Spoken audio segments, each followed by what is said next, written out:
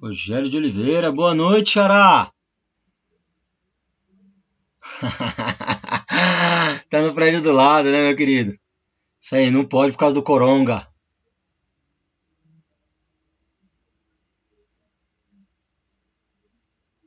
Tiago de Paula. Nós temos aí agora no chat ao vivo, nós temos 14 pessoas. Bacana, bacana. Eu vou dar mais 8h11, eu vou dar mais 4 minutos pra gente iniciar. E pra gente fazer a nossa live aí, nossa aula. Essa é a primeira de algumas que, se Deus permitir, nós vamos estar fazendo. E as próximas vão ser melhor, tá? Eu estava fazendo os testes em alguns softwares para fazer uma parada bem interativa entre todo mundo.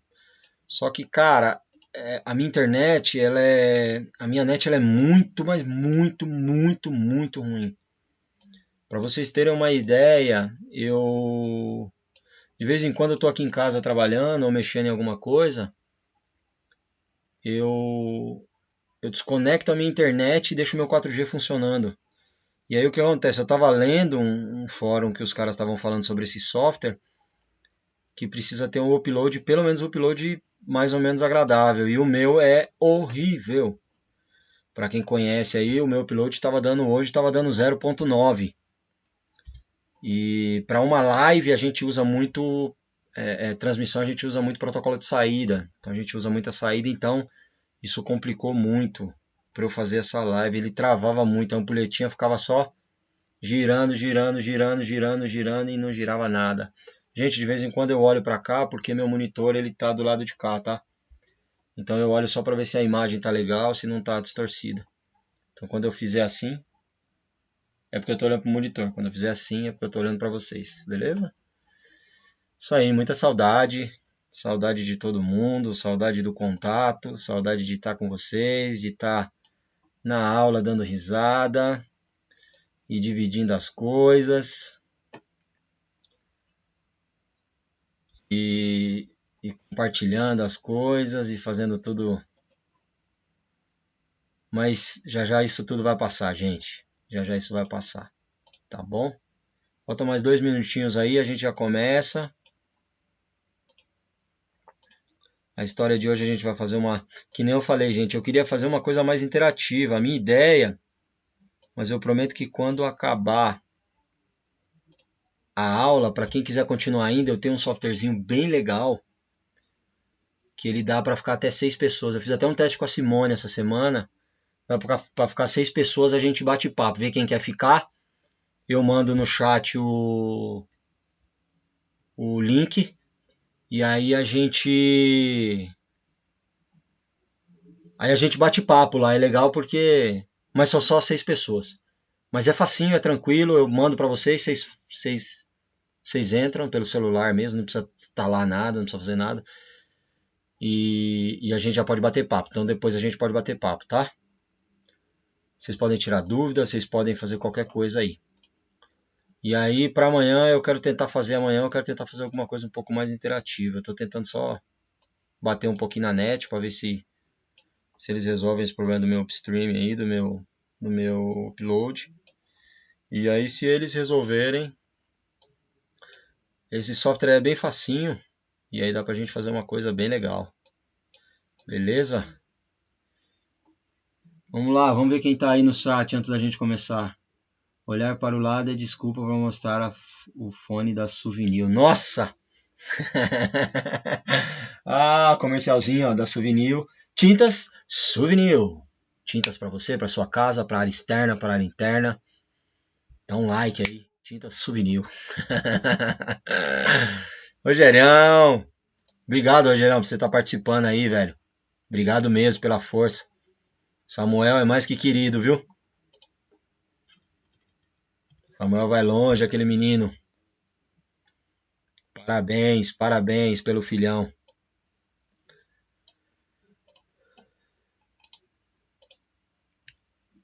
eu ver quem mais está aqui.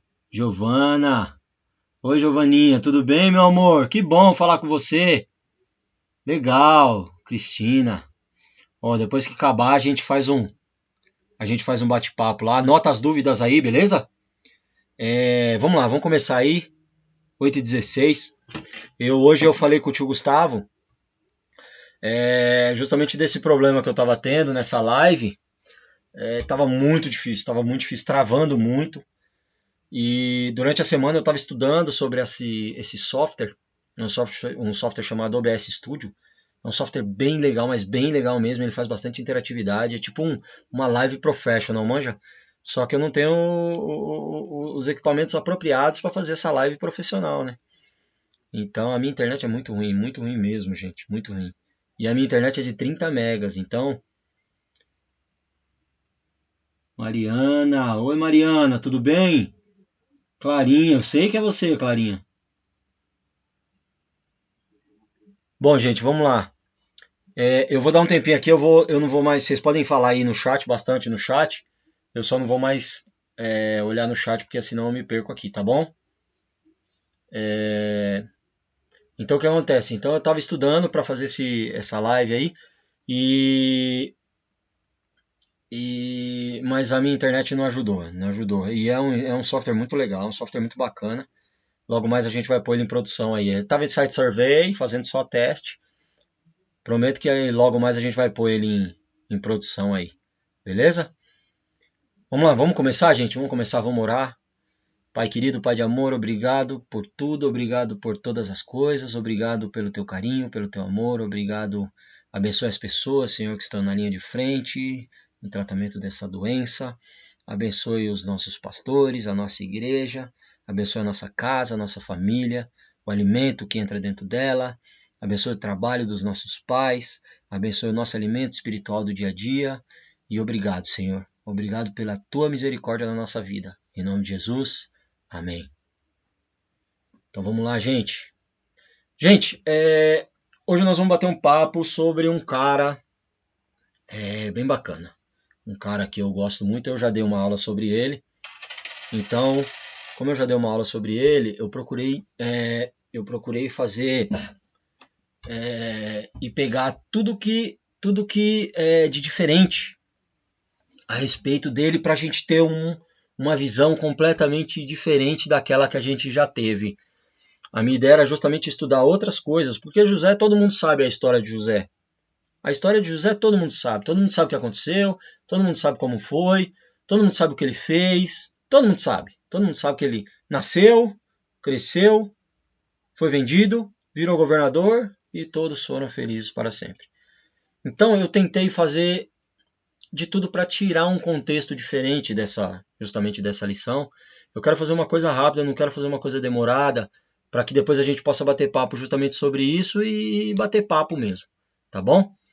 Então, eu vou começar um momento a falar sobre esse cara, sobre relatar uma história de um menino de aproximadamente 17 anos, um pouquinho mais velho que vocês, e o nome desse cara é José do Egito. Um dos grandes homens do Velho Testamento, para mim, um dos maiores que existiu. E alguém de uma forma centrada, uma forma muito equilibrada, ele cresceu ao longo da história. Mas o legal é que ele é alguém que ensina a gente que a forma para a gente subir na vida e a forma para a gente crescer na vida, a única maneira e a maneira mais segura é uma escada. Oxe, uma escada, mas uma escada. Sim, uma escada. Porque uma escada nos oferece a oportunidade de irmos degrau por degrau. Não tem como a gente avançar. Eu costumo dizer, todo mundo sabe disso, eu costumo dizer que quem nasce grande é monstro, né? Quem nasce grande é monstro, nesses desenhos de aventura, né? Quem nasce grande é monstro. Nada melhor que irmos de degrau em degrau. No presente momento dessa história, ele é o irmão mais novo, caçula. Ele tem nos seus irmãos mais velhos, um histórico muito ruim de comportamento, ele cresce nesse ambiente, onde seus irmãos que deveriam servir de referência para ele, de olhar e falar, é esse que eu quero ser, copiar alguém que ele gostaria de ser, mas não é essa história que a gente conhece, né? Mas vamos olhar que o texto diz de Gênesis, que justamente é a nossa lição, perto do capítulo 37, ele diz justamente que os irmãos não gostavam dele. Mas nós vamos dar uma olhadinha quem é esse moço, quem é esse rapaz e até onde ele conseguiu chegar. E o que isso tem a ver com a nossa vida e o que isso mostra para a gente. O texto de Gênesis, ele começa dizendo que um homem começa fugindo, já vocês vão entender o contexto. O homem começa fugindo de um problema que ele teve na sua família. O irmão deseja matá-lo. Então Jacó é orientado dos seus pais, Isaac e Rebeca, a fugir para a casa dos parentes da sua mãe. Olha só uma coisa.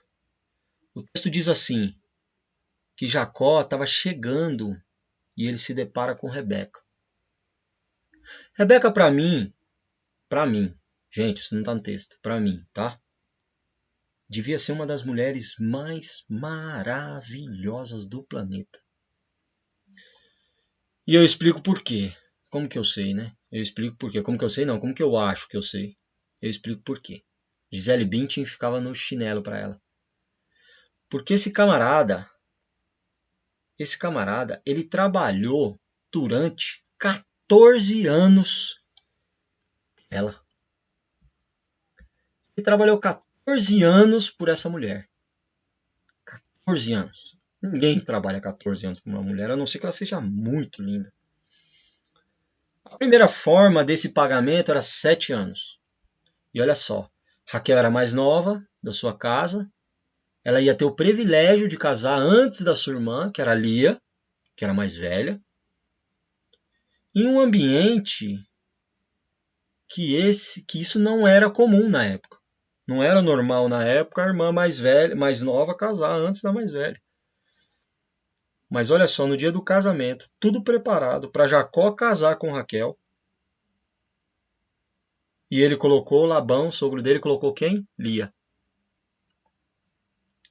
Gente, imagina só a frustração de todo mundo. Primeira frustração de Raquel, que soube que não ia mais casar. De Lia, que agora ia casar. E o Jacó foi o único que não foi avisado sobre isso. Eu imagino Jacó indo reclamar depois com o sogro dele, Labão, e dizendo, poxa vida, Labão, você me disse que era a Raquel que ia casar comigo. E aí Labão pega e fala para ele, fala, Jacó, deixa eu te explicar uma coisa. Aqui nas nossas terras, não é assim que funciona. Aqui nas nossas terras, primeiro se casa a mais velha. Mas, gente, pensando pelo lado de Jacó trabalhou 7 anos para casar com Lia, que seria a Raquel. Trabalhou 7 anos para casar com ela. Por que nesses 7 anos o sogro dele não falou, eu primeiro casa mais velha?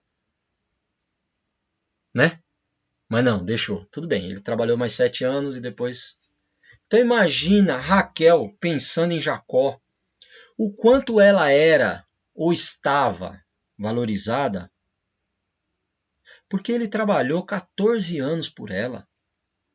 Mas o que nós precisamos entender, por que eu estou contando essa história, que ainda nem entrou José, que é o personagem principal dessa história, é que ele é filho de uma mulher muito sonhadora. Jacó colocou no coração de Rebeca o sonho de se casar com um homem bom, um homem que a amava, que a valorizava. Então, imagino que depois que José nasceu, então tudo isso foi dito para ele. E ele é um dos últimos filhos, né, de Jacó. É um dos últimos filhos de Jacó. Jacó tinha, se eu não me engano, na época, Jacó já tinha uns 7 filhos, que era Rubem, Simeão, Zebulon, Levi, Zacar, Gade, o último eu não vou lembrar. Ruben, Zebulon, Gade, Zacar, Simeão, Ruben, Simeão, Levi, Zacar, Zebulon, Gade, o último eu não vou lembrar. Toda essa galera nasceu primeiro, vindo de outra mãe. E Raquel sonhando em ser mãe. Tanto é que Raquel um dia chegou em Jacó, chorando e disse: ou você me dá filho ou eu morro. Raquel era sonhadora, gente. Raquel sonhava. Quando José nasceu, eu imagino Raquel contando essa história para ele, dizendo assim: ó, José, você é produto de um sonho que eu sonhei a minha vida inteira. Meu pai trabalhou 14 anos para casar comigo. Então José cresceu num ambiente onde ele ouvia a história de sonho. Talvez isso nos faça entender que ele é o único de uma família tão grande que é o único que sonha. Ele é o único dessa família que sonha, numa família total de 11 irmãos. Na verdade, 10 homens e uma mulher. É porque ele é um sonhador. Ele é filho de alguém que sonhava. É o que eu quero dizer com isso. Primeira coisa, a primeira lição que a gente precisa aprender. Ande perto de gente sonhadora. Ande com gente que pensa grande. Sai de perto de gente pessimista, gente que tudo diz que não dá. Anda com gente que faz que o impossível seja possível, gente. Vocês têm que sonhar alto. Nesse mundo que nós vivemos, nós precisamos de meninos cheios do Espírito Santo, meninas cheias do Espírito Santo, bons médicos, bons engenheiros, pessoas que queiram fazer o difícil para se tornar alguém grande lá na frente. Sonhe grande e ande com gente que sonha grande. Quando você sonha grande, você conta o sonho para alguém, essa pessoa vai jogar lenha no seu sonho. Vai jogar lenha pro seu sonho, pro seu fogo acender e crescer. Então sonhe grande. Eu já falei um monte de vezes para vocês. Quem quer dar um jeito. Quem quer fazer, dá um jeito. Quem não quer, dá desculpa. Gente, e isso é para todo mundo. Para todo mundo. Ah, mas eu já tenho, sei lá, tantos anos, não sei. Tio Gustavo, para mim, é uma referência. Ele se formou, passou num concurso público, tinha a vida que queria a Deus. Mas ele descobriu que era necessário algumas coisas que ele não tinha no curso dele. Ele decidiu fazer outra engenharia, é doido. Mas sonhou alto, sonhou grande, gente. Sonhe grande e ande com pessoas que sonhem grande. Primeiro, vamos falar de José. Nós estamos vendo aqui um camarada que está no meio de uma turminha que tem um comportamento incorreto. Certo? O que eu vejo é um camarada crescendo em um ambiente onde ele cresceu sonhando. Mas olha só, ele era um dos irmãos mais novos, um dos últimos a nascerem. Tinha poucas chances, mas ele começa a sonhar. Começa a sonhar. A princípio, um sonho muito estranho. O primeiro sonho dele foi que ele e os irmãos tinham molhos e os molhos dos irmãos se curvavam diante do dele. Mas aí, o que ele fez? Chamou quem? Os irmãos. E contou o sonho. Beleza, aí ele parou de sonhar. Não. Aí veio o segundo sonho. Aí teve o segundo sonho. Aí teve o segundo sonho. No segundo sonho, que eu ia perguntar para todo mundo quem lembrava, ia dar uma caixa de bombom. No segundo sonho, ele sonhava que o sol, a lua e as estrelas se curvavam. Todos se curvavam. E aí o que ele fez? Gente, olha só, se a gente for analisar os sonhos de José, tudo demonstra que realmente ele seria alguém muito grande, como se fosse um governador. Por quê? Primeiro ele sonha os molhos se curvando diante dele. São 7 anos de fartura ou 7 anos de... Depois ele verifica Sol, Lua e estrela se curvando diante dele. Ele que ia mandar. Sonho grande. Então, mas e o que ele fez? Ele chamou os irmãos de novo e fez o quê? Contou o sonho para os irmãos. Deixa eu dizer, segunda coisa. Cuidado para quem vocês andam contando os sonhos de vocês. Sonho, gente, a gente não precisa ficar contando para todo mundo. Olha só, acabamos de ver, José nasce num ambiente onde ele foi impulsionado a sonhar. A oportunidade de sonhar, e sonhar o quê? Sonhar que ele seria grande. Grande como? Ele é o filho mais novo, na época, então. Ele era o filho mais novo. Depois vem Benjamin. Mas ele era o filho mais novo. Em um sistema de hierarquia que o primogênito assume o controle. Se depender disso, ele estava lascado, gente. Não ia ter nada. Até que um dia os seus irmãos vão apacentar. E olha só, mais uma história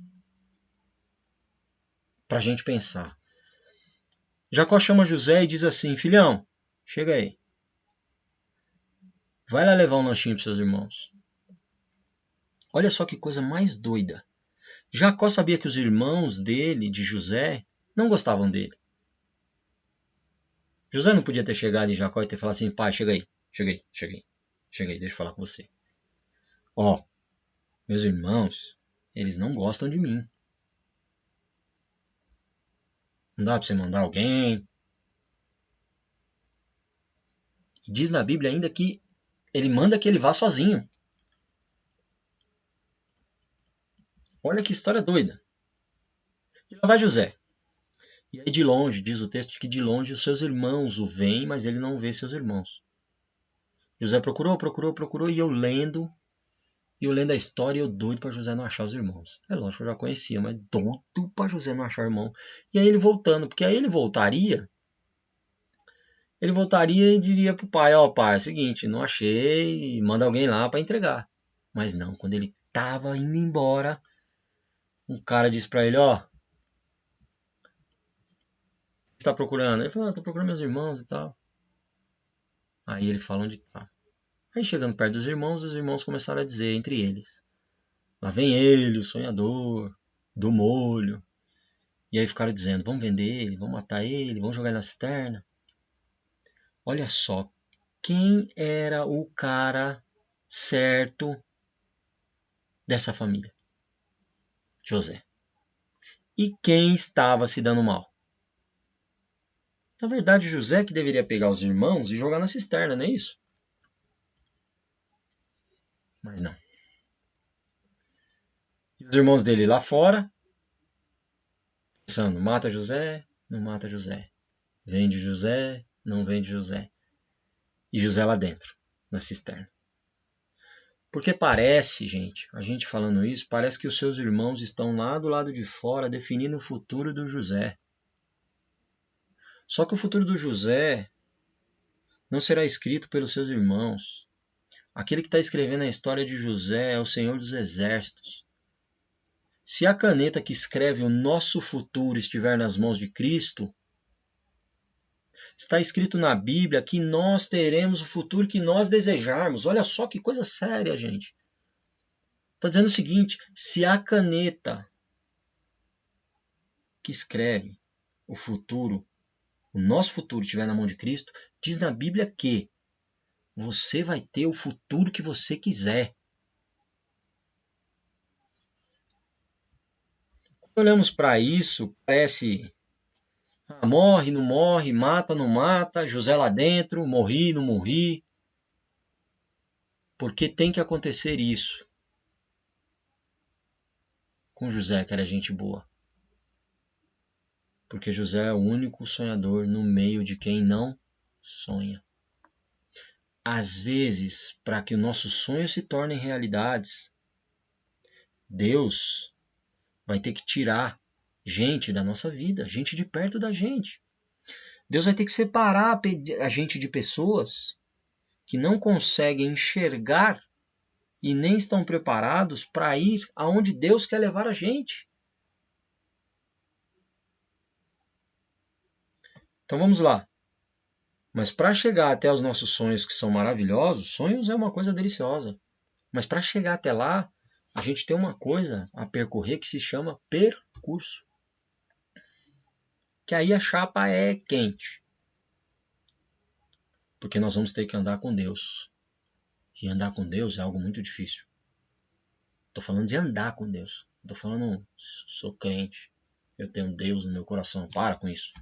Para com isso. Isso é muito generalista. O que eu estou falando é andar com Deus, é servir a Deus. É mostrar quando você está na escola que Deus é o Senhor da sua vida. É mostrar quando você está na escola a diferença que Deus faz em você. É isso que eu estou dizendo. Estou dizendo, eu ando com Deus. Não, não. O comum tá cheio aí, gente. Agora, menino e menina, cheio do Espírito Santo aí, precisando. Esse mundo tá precisando, vocês são o futuro dessa geração. Se a gente começar a colocar em lugares, em escolas, em círculos de amizades, meninos e meninas que vivem o Espírito Santo, que vivem o Evangelho, meninos e meninas cheios do Espírito Santo, as coisas têm que mudar, tem que começar a mudar. Deixa eu voltar aqui, gente. Olha só, José tem um sonho. Mas para chegar até esse sonho, ele vai ter que percorrer uns caminhos muito loucos, muito doido, difícil, duro. E a vida de José nada é de diferente da vida de cada um de nós, gente. Quando nós falamos da vida de José, nós não estamos falando de uma parábola que foi contada por Jesus, nós estamos falando de uma história que aconteceu.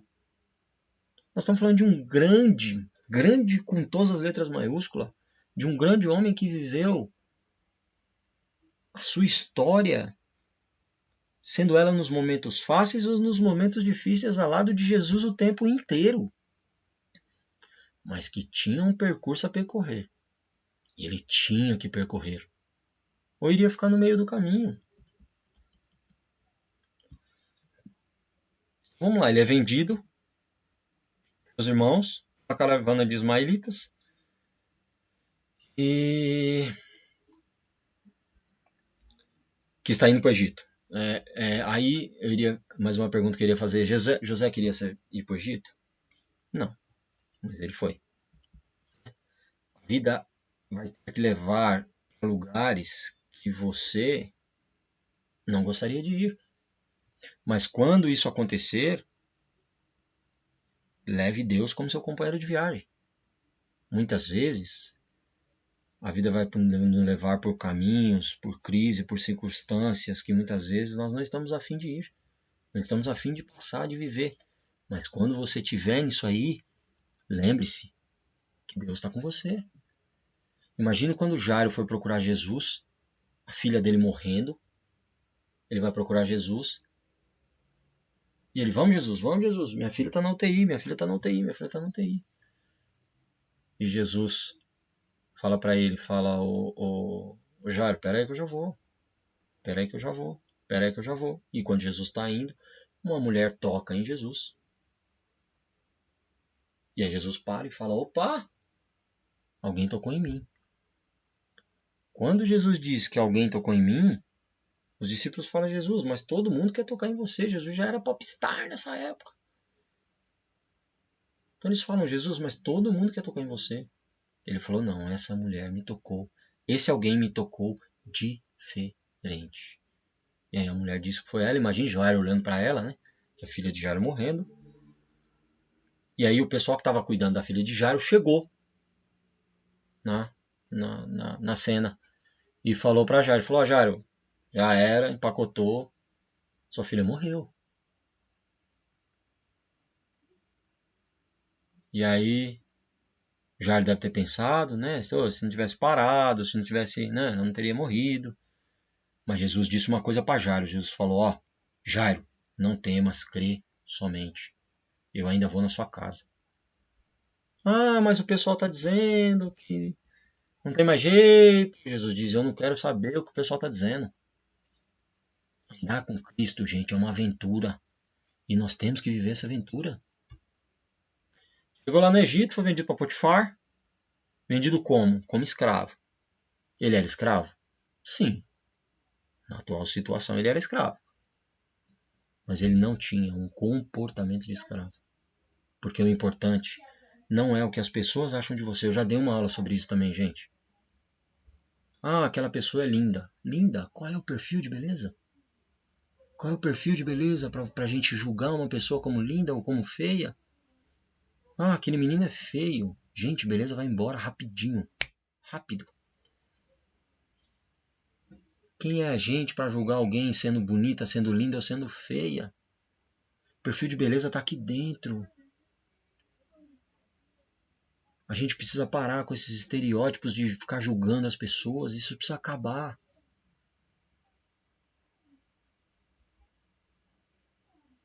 Mas olha só, José não tinha um comportamento escravo, porque o importante não é o que as pessoas pensam da gente. O importante é o que a gente realmente é. O que fez José progredir na casa de Potifar foi a sua postura e não o cargo que ele ocupava. Não é porque ele era chefe que ele progredia na casa de Potifar. Todo mundo dizia que ele era um escravo, mas ele não se sentia um escravo. E ele era um cara que começou a fazer a casa de Potifar prosperar de uma tal maneira que o Potifar falou, peraí, esse cara aí é diferente, esse cara aí é maneiro, esse cara aí é show, hein? O Potifar começa a enriquecer, as coisas começam a progredir, Potifar começa a prosperar. E o que é a casa de Potifar? A casa de Potifar para José é aonde ele aprende a administrar muita coisa. Mas tudo que ele administra, e ele sabe disso, tudo que ele administra não é dele. É um estágio para administrar 7 anos de prosperidade. Porque na casa de Potifar era uma casa de gente rica. Então, são 7 anos de prosperidade. Ele está aprendendo a administrar 7 anos de prosperidade. Porque quem é fiel no pouco, também é fiel no muito. Gente, leva essa frase para vocês o resto da vida. Quem é fiel no pouco, é fiel no muito. Se ele respeita os recursos de Potifar, ele vai respeitar os recursos de Faraó. José agora é chefe da casa de Potifar. Ele não queria sair de lá porque lá era bom. E olha o perigo da gente aceitar o bom na nossa vida.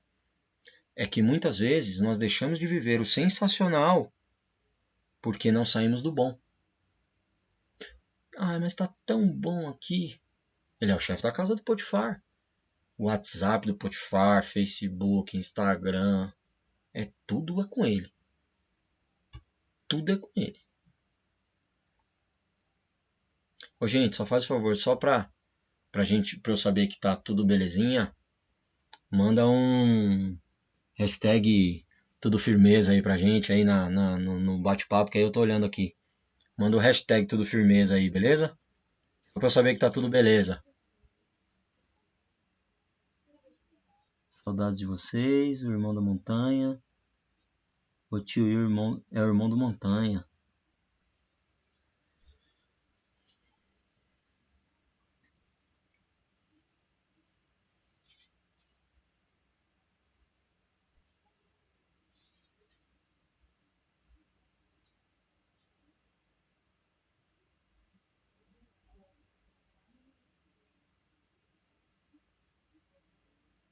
Show, tudo firmeza. Então vamos lá. Então, estava na casa de Potifar, ele era o chefe agora. Ele queria sair de lá? Não, claro que não. Mas às vezes Deus tem que nos tirar da onde nós estamos e não queremos sair para vivermos o extraordinário e sairmos do bom. E José está lá, e aí a mãe é do Potifar vai para tentar o Zé. E ele sabe que é a mulher do Potifar. Mas se ele cai em tentação com a mulher do Potifar, ele se afastaria de Deus.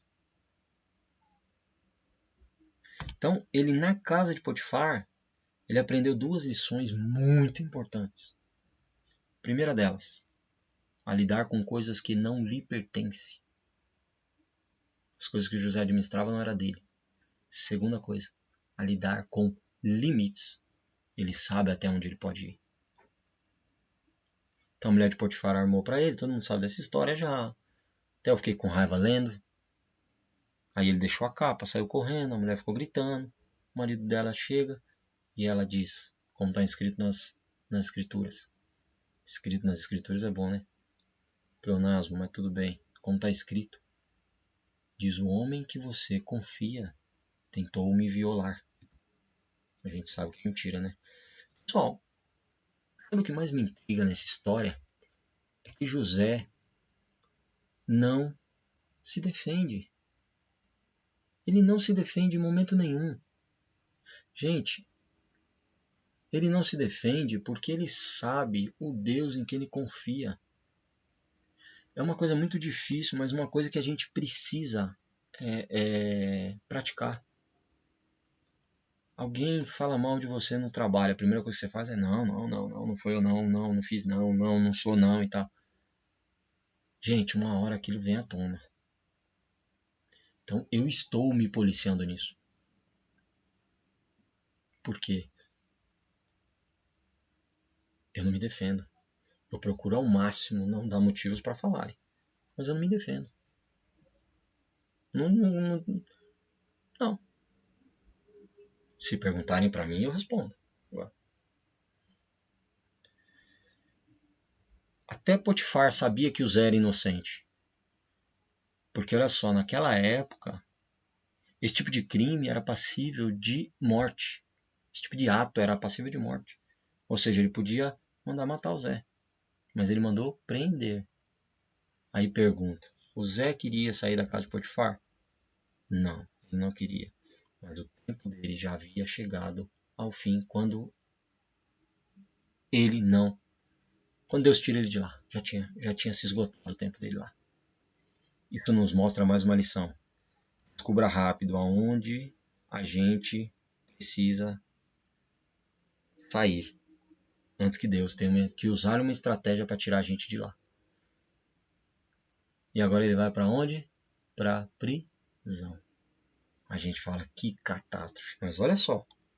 Chegando na prisão, provavelmente ele deve ter falado que não tinha feito nada e tal. E uma tatuagem de caveira no braço, escrito PCE, primeiro comando do Egito. Né? Não foi isso? Olha só, gente. O que eu vejo em momento nenhum a revolta de José. Não existe. Em momento nenhum existe revolta de José. Nada. O texto diz que esse homem vai para a prisão e na Bíblia está escrito que Deus era com ele. Na verdade, o que nós estamos vendo aqui parece uma tragédia. Só tragédias e tal. Mas são etapas da vida que esse homem está vivendo. Ele está vivendo tudo isso para viver o extraordinário. Ele precisa passar por tudo isso. E por que ele precisa passar por tudo isso? O que esse homem está vivendo agora é o oposto do que ele vivia na casa de Potifar. Se ele aprendeu a administrar o muito na casa de Potifar, agora ele vira um líder na prisão, aonde os recursos que eles recebem na prisão são muito escassos, são muito pouco. Agora ele está aprendendo a administrar o pouco, quase nada. Mas duas lições. Primeira, enquanto na casa de Potifar ele aprendeu a administrar muito para 7 anos de fartura. E na cadeia ele está fazendo estágio para administrar 7 anos com poucos recursos. Olha só, ele teve os 2 estágios.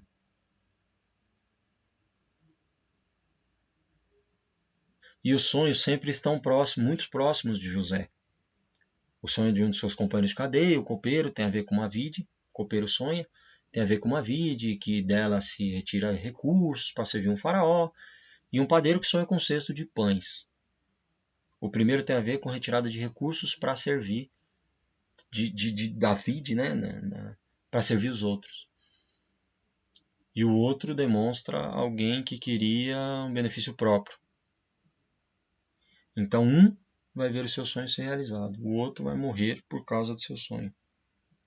Ele queria sair da prisão? Sim ou não? Sim, ele queria. E aí acontece todo aquele reviravolta, e assim que o copeiro vai servir o faraó, José diz: quando chega lá, lembre-se de mim. Diga para o faraó que eu não sou perigoso. Explica para o faraó que eu sou firmeza, que eu sou gente boa. Ou seja, ele queria sair do cárcere? Sim ou não? Sim. Ele não queria sair de um local que era bom. Mas ele queria sair de um local que era ruim para ele. Independente de ser bom ou ruim, nós temos que entender que há uma lição a ser aprendida. Um tempo para se viver em determinados ambientes. Gênesis diz que apesar de ser apenas... Gênesis está dizendo que foram suficientes 3 dias. 3 dias foram suficientes para o copeiro esquecer José. Não se lembrar de falar de José para o faraó. E sabe por quê que o copeiro não falou para o faraó sobre José? Porque talvez, se o copeiro tivesse falado para o faraó sobre José, talvez o faraó tivesse o tirado da cadeia. Mas talvez o faraó teria o tirado da cadeia e ele trabalharia na cozinha. Ou seja, mais uma lição com tudo isso. A gente precisa entender que queimar etapa pode fazer com que seja impedido de chegar aonde Deus tem programado para você. É como tentar casulo de borboleta. Se você tenta ajudar aquela borboleta a nascer, tem um fluido, estava lendo isso ontem, tem um fluido que caminha, que é no final que é o processo para ela conseguir voar. Ou seja, se você tentar ajudar ela a sair desse casulo, não vai acontecer. Quando nós olhamos, nós vimos um José querendo sair. Porque o copeiro esqueceu de José. O tempo passou. O faraó sonhou, ninguém interpretou. Sonho do faraó com vaca magra, vaca gorda, espiga grande, espiga fininha. Igual aquele desenho animado, né? Parecendo desenho animado. E o faraó ficou perturbado, querendo interpretar. E aí o copeiro, lembrou. Falou, esqueci do José, velho. Aí ele fala pro faraó, faraó, é o seguinte, tem um cara que tava preso comigo. O cara é firmeza. O cara interpretou meu sonho assim, assim, assim, e foi assim que aconteceu. E aí faraó mandou chamar o Zé. E o faraó falou pro Zé. Falou, essa parte eu gosto muito, gente, porque assim, o faraó falou pro Zé, falou, me disseram aí que você é um cara que interpreta sonhos e tal. E aí José falou pro faraó, faraó, eu não. Eu não faço nada, não sei de nada. Mas deixa eu falar com Deus, que me trouxe pra cá por uns caminhos muito estranhos, que ele sabe, resolve. E aí José falou todo o sonho para ele. E aí falou, faraó, deixa eu te falar uma parada. Vaca gorda, espiga boa, 7 anos de propriedade total. Vaca magra, espiga fina. 7 anos sem nada. 7 anos zerado. O serviço foi feito, certo? O faraó chamou ele para desvendar o sonho. Foi feito, não foi? Foi. Ele foi convocado para dar a interpretação do sonho de faraó. Certo? A interpretação acabou. Acabou o processo do Zé. Já fez o trabalho dele. Mas ele havia se tornado alguém que era muito mais que um simples interpretador de sonho. Ele tinha se tornado um exímio administrador, com todos os anos de dificuldade. Estudou, aprendeu, se dedicou quando tinha muito, se dedicou quando tinha pouco, ele era sempre o melhor. E quando eu digo melhor, ele era o melhor amigo, o melhor parceiro, o melhor trabalhador, o melhor estudante, o melhor filho, o melhor irmão. Ele tentava fazer tudo de melhor, sempre. E José diz a Faraó: arruma alguém, porque você vai ter que remodelar todo o seu sistema de plantio, remodelar o seu sistema de colheita, remodelar o seu sistema de armazenamento, remodelar o seu sistema de consumo. Tem que colocar um cara que manja, velho. Senão... E aí Faraó pensou em tudo isso. Se assim, ô Zé, esse homem é você, velho. Agora você é o governador dessa parada toda, entendeu? Só eu mando acima de tu. Só eu. E na Bíblia, tem uma coisa muito legal que diz na Bíblia, que é o seguinte. O Faraó diz que só ele manda acima de José nas coisas do trono. Então assim, nas coisas do reino lá que tem que decidir, é ele porque ele é rei. Agora tem algumas coisas o Zé que devia ser mais manjando que ele, né? Manjava mais. Agora roupa de linho, corrente de ouro, carruagem com cavalo de 200 cavalos, cavalo tudo 4x4. Olha só, gente, depois de sofrer por anos, agora José havia passado de prisioneiro para a segunda pessoa mais importante de todo o Egito. E agora eu finalizo, gente. Até peço desculpa aí pelo tempo. E agora eu quero finalizar. Sobre toda essa pressão, sobre tudo isso. Sobre José estar em termos... E também depois que ele virou um governador, porque a pressão deve ter sido muito grande. Porque tudo aquilo precisava dar certo, né? Ele sabia com quem ele andava, mas aquilo precisava dar certo. Então era muita pressão para José. Mas nós podemos ver que o tempo inteiro José era totalmente dependente de Cristo. Isso mostra que nós podemos confiar nele. Não importa o que aconteça, o que significa que nós podemos enfrentar situações difíceis, porque nós sabemos que ele está com a gente. Você está passando por um momento difícil, em casa, na escola, ou sua vida em geral parece difícil, pode confiar em Deus, que ele está com você. E a última coisa, seja como Zé. Não seja governador, porque ser governador é fácil. O difícil é chegar a ser governador como Zé foi. O melhor em todas as situações, inclusive nas piores. Continuou sendo honesto, aguerrido, trabalhador, estudioso.